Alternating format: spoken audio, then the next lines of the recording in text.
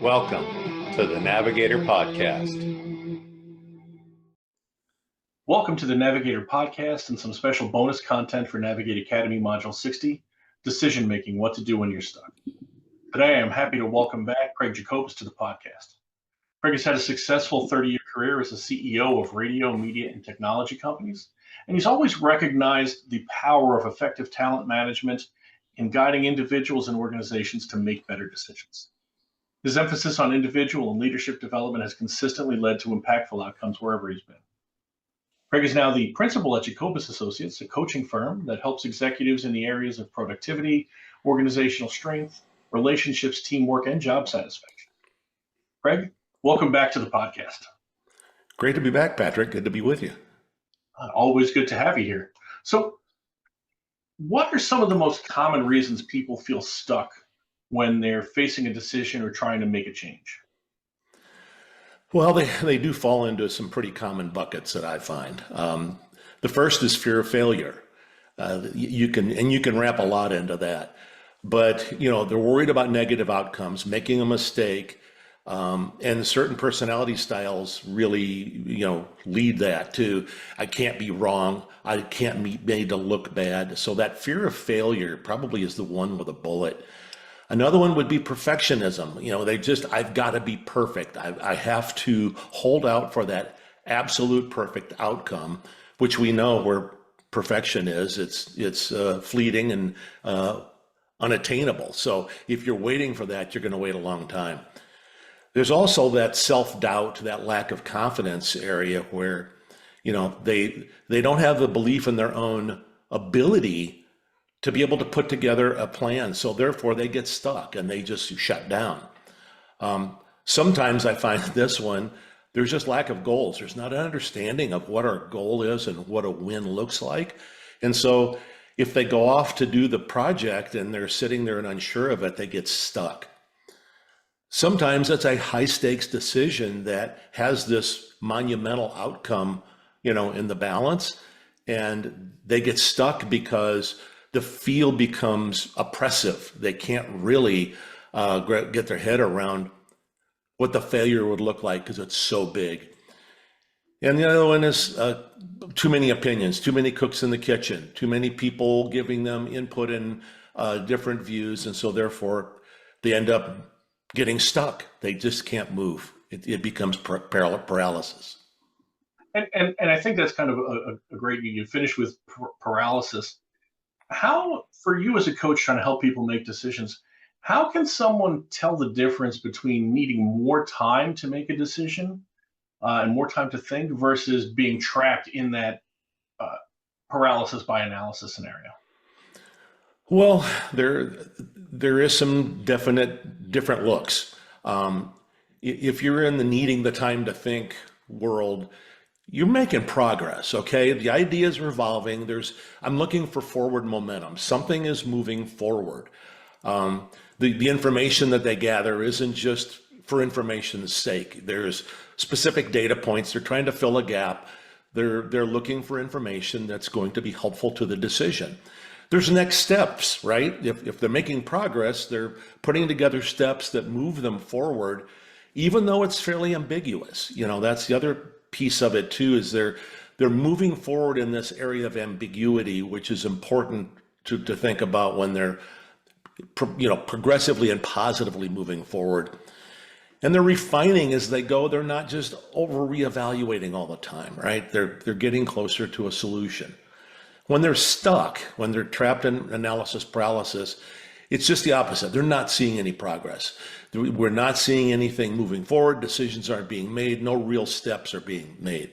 And they gather information for information's sake. They're diving into irrelevant details, looking for perfect, right? They're that holy grail that is unattainable. They're holding out for perfect. They can get overwhelmed and they can get anxious about the sheer volume of information. So this circular thinking starts happening. I'm gathering all this information. I've got it all, but now I'm overwhelmed by the sheer volume of it. And so now action becomes impossible. It doesn't feel like I can even take a small step. So there is a difference, Patrick, between the two, and you can pinpoint them.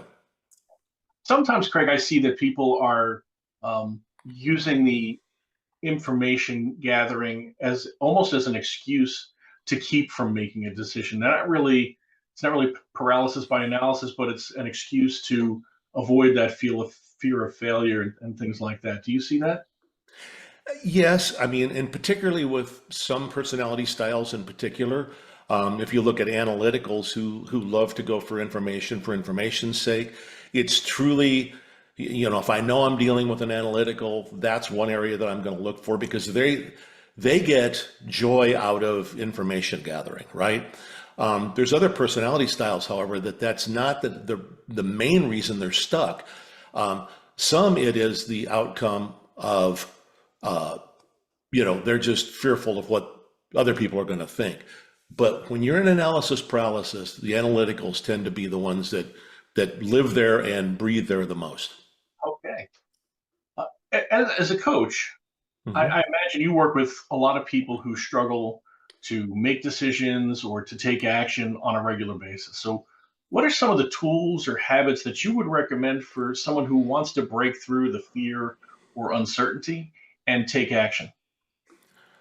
Well, first, I think you've got to ask good questions. We have to find out because we just talked a little bit about different personality styles, but there's different reasons why they're stuck. Some questions. What do you think the main challenge is? What's the cost of not moving forward? What's the worst and best thing that can happen? What scares you the most? And what can you do about that? There's a number of questions that I like to lay out to somebody to find out where they really sit. But some concrete movement that can be made is, let's set some short, clear deadlines. Let's start with something. There's a book out from Mel Robbins called The 5 Second Rule. I don't know if you've heard of it before, but it's this uh, countdown. If you think about, NASA, when the space capsule takes off, 5, 4, 3, 2, 1. They literally take that and say 5, 4, 3, 2, 1. Make a decision, a small step. Let's start the forward momentum, right? Because if I'm stuck, I'm looking at this big imposing goal. Let's break it down into very small deadlines and small movements. Also, redefining what perfect is. Because we've talked about perfection a couple of times now, but done is way better than perfect. So sometimes as a leader, we have to go in and we know perfection is unattainable, and 80% would be great to get this thing moving forward. We have to redefine that because left to someone's own device, they're going to sit there and really, really dig for perfection, and they're just not going to get there. We want to focus on the process, not just the outcome, right? They have to shift from that overwhelming, huge goal. Remember the how to eat an elephant one bite at a time? You really have to focus it down into small bits and bites. And then you're not in this thing alone, whether it's a mentor, whether it's a coworker. Sometimes if the relationship's good with the boss, partner with somebody so that there can be some help along the way, that I'm not just drowning in this thing alone. And I think that one of the takeaways I had there, and there were many, because that was a great response. But one of them was, don't let perfection get in the way of progress. And I think that's a pit I often find myself falling into. The other one was the small steps forward. Um, Yes. for the pop culture reference, that always reminds me of the Bill Murray movie What About Bob, where he ends up writing a book called Baby Steps. Right? How do we get past all of the challenges and fears we face? Baby steps, and we take it moving forward there. So, Yeah, um, because we get overwhelmed by the size of the project, whatever size that might be. And we talked about why that would be, but that overwhelming thing, it gets us to a point where we can't move. So let's count down from 5 to 1 and make a move. It doesn't have to be a monumental move, but let's get some forward momentum. and Craig, that's why there's timers in chess, right? You have a timeline because you have to make your move because you have to keep the game moving forward. Yes, correct. Correct. So, what role do you think mindset plays in people getting unstuck? How can someone shift their mindset when they're feeling paralyzed by doubt, indecision, or fear? Well, mindset definitely plays a big part of whether somebody's a forward moving or getting stuck, fixed or negative mindset or versus a growth mindset. And it's a lot to the interpretation of risk. Okay. Fixed mindset sees risk as a barrier, and a growth mindset sees it as an opportunity for learning. And some of the things that, shifting that mindset from, this fixed kind of paralyzed mindset to one of moving forward, let's reframe failure as learning or experimentation. I see too many companies that they say, we want you to think outside the box. We want you to experiment. And the first failure, they get hammered. Well, guess what? There's not going to be much experimentation or moving forward if everything is needed to be perfect on the first go, right? Challenge catastrophic thinking too. This is one where in our own mind, the movie is always the bad movie, right? The 3 o'clock in the morning, we wake up and, oh my gosh, what if this happened? Well, how likely is that really? So helping somebody, really think through all the downsides, and the bad movie doesn't happen 98% of the time, and develop a contingency plan on what could occur, right? Focus on what you can control and stop obsessing on all of these things outside. You just can't, if your mindset is always on, I have to control those things, you can't move forward. And again, same thing, you're not in this alone. Talk to somebody, try to figure out how to get out of this, mindset that, quite frankly, just paralyzes some people. Craig, I asked about mindset. You threw another word in there that I wasn't expecting. We talked about culture, right? So culture within an organization also can help drive people, can foster that mindset of either the willingness to think outside of the box, the willingness to ask for help, the willingness to have a partner there.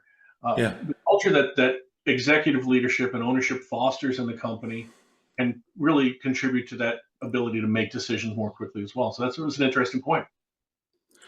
Well, I mean, the culture is truly giving you the umbrella over which you either can or can't move forward with these tough decisions. If you're in a fear and blame culture, punishing mistakes, that's not going to work. You have to be able to experiment. If you're not safe to speak up in an environment, right? How can I question and dissent if when I speak up, they get challenged or they get, there's negative feedback from it? So I will tell you, culture either enhances creative and out of the box thinking, or it inhibits it dramatically. And where it really comes into a problem is, I mentioned it earlier, it's what you say versus what you do. I want everybody to think outside the box and make these bold decisions and move forward, and then they do, and there's punishment. There's could be even up to dismissal for making bad mistakes in their mind. So it takes away any kind of opportunity to really want to grow. Absolutely. As you know, Craig, we at Navigate, we highly value the whole concept of continuous improvement and education. And this last question we ask everybody on all of our podcasts, and you've already given us one good book.